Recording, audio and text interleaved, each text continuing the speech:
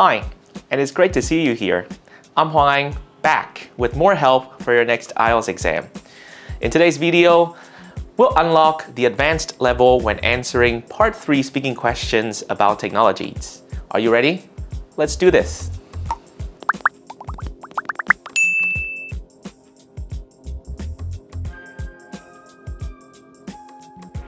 People are often met with problems when using new products because they rarely bother reading the user manual, thinking that is such a chore. They could have saved their devices from crashing and overheating had they referred to the guide first and known that they should have cleared the air vents regularly.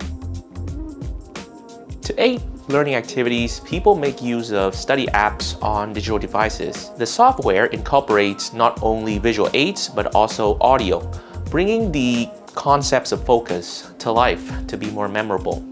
Students around the globe have been using flashcard apps to reinforce their memory of English vocabulary for as long as these apps have been around, as the learning materials are not only authentic but also real-world English.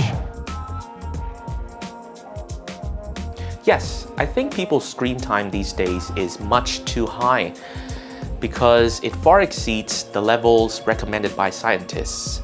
In fact, it has even strained people's eyes and impaired their vision, as evidenced through the record high number of individuals citing the hours on end with eyes glued to the screens as the cause of their nearsightedness.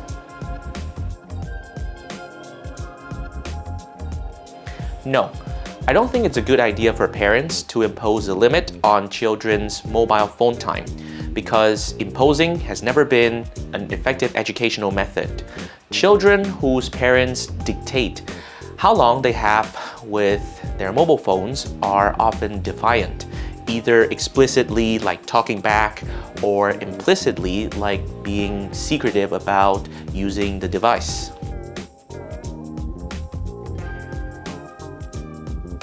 People use mobile phones for all kinds of purposes. Apart from educational software, which I just mentioned, cell phones can connect people through long-distance text messages and phone calls. In fact, talking through phones was even preferred over face-to-face at the height of the COVID pandemic a couple of years ago, as it prevented the virus airborne transmission.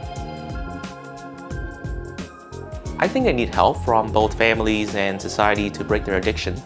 The former can encourage game addicts to not succumb to temptations, as where the latter can organize support group sessions between those battling addiction and recover victims so that they can feel validated and more determined to unplug from computers.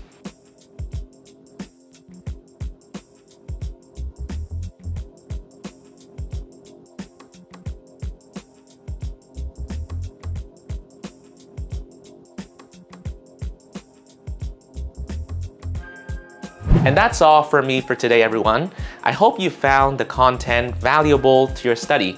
If you need help on any other topics connected to the IELTS exam, please let us know down in the comment section. Have a good one.